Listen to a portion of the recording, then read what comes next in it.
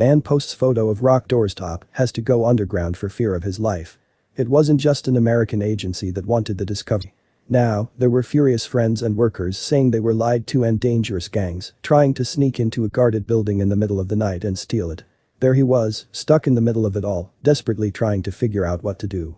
Carlos ran a simple mining operation in Brazil. It was part of a childhood dream that caught hold after he had pulled up a large pearl from the ocean floor. Since then, he kept it on his desk for luck. Now, it was his livelihood. But he had no idea of the monumental discovery that was awaiting him. As a certified and experienced diver, Carlos loved to delve and dig beneath the earth in search of riches. One day, an important tunnel flooded. With excited determination, he threw on his gear and went in to inspect the damage and see if the section was salvageable. He swam through the murky water, feeling his fingers trembling. However, at the very end, something disappointing awaited. A cave-in had blocked everything. He let out a long, bubbly sigh. The tunnel had so much promise. All that was left was a huge, strange-looking rock that stuck out of an immovable pile. On the watery floor, he spotted a smaller chunk of the same stone. Carlos grabbed the souvenir and made for the surface. He ordered his workers to close off the section and went to his office to dry off. He glanced at the pearl on his desk, chuckled, and set the new rock beside it. He then pulled out his phone and took a photo, having no idea what he was about to start. He snapped the image and added the caption, "Proof that in life we find diamonds as well as duds. Might make a good doorstop." A few days passed by, and the post got a few likes. But it wasn't long until he got a new message that made him have to sit down and take a deep breath. It was none other than NASA. The image had somehow found its way to them, and they wanted to take a look and do some tests. He quickly answered back, "Would I get anything?" His body was already shaking, but their answer made him gasp and see dollar signs bounce around him. If it turned out to be worth something, there would certainly be financial compensation. Carlos leaned back in his chair, imagining a new house, car, and other luxuries he and his family could enjoy. He chipped off a piece and sent it away. A few weeks later he got his answer. It was an actual meteorite.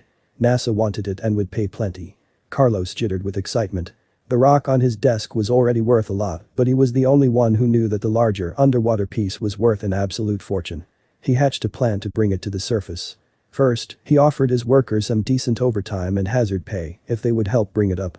He also brought in extra oxygen tanks so he could oversee it personally. The only thing he told people was the tunnel needed to be opened and samples inspected. After weeks of toiling and danger, it finally reached daylight. It was like something out of an action or spy movie, and Carlos enjoyed every moment of it.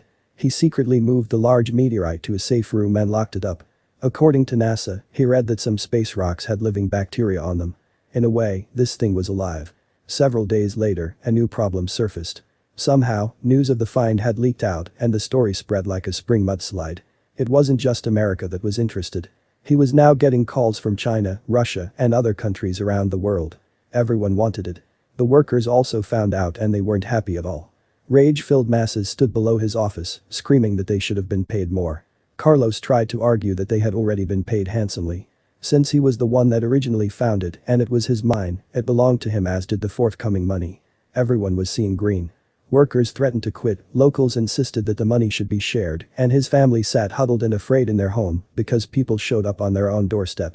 As if things couldn't get any worse, an intimidating man with far too many tattoos barged into his office and demanded the meteorite. Carlos mustered all of his courage and said, "No. You'll have it. Get out now." Despite the gang member leaving without a word, Carlos still knew something was very wrong. He immediately hired a security team. It was a decision that would pay off a few days later. As he sat at his desk and mulled over the many generous offers, a loud boom shook the office. Smoke billowed into the night air and wisps of fire bounced off part of the storage building. The security guards rushed to put out the flames. The gang had set off an explosion and tried to steal it. Things were getting out of hand. In less than a few months, Carlos and his family's life had been turned upside down. Lawyers need to speak on his behalf, his family had to go underground and into hiding, and the meteorite needed to be shipped to various secret locations. Also, the gang hadn't given up. As much he wanted to draw out the bidding, the top offer was already in the millions. He sighed. It will have to do. He picked up the phone and called the first people that had contacted him, NASA. At this point, he just wanted it gone. But he did have one more question. "Can you name it after my son?" asked. The rest was just precautionary steps. The official news would be a donation, but the payment would be discreetly put into a new bank account. The last thing he wanted was criminals to keep sniffing around. He leaned back and reached into his pocket. Carlos pulled out the pearl, the thing that had started him on this path. He was now a multi-millionaire. He could do anything: diving expeditions, treasure hunts, maybe even another mine. Despite all the drama, the itch he had since he was a boy had grown exponentially stronger. What other marvelous finds would appear in his future?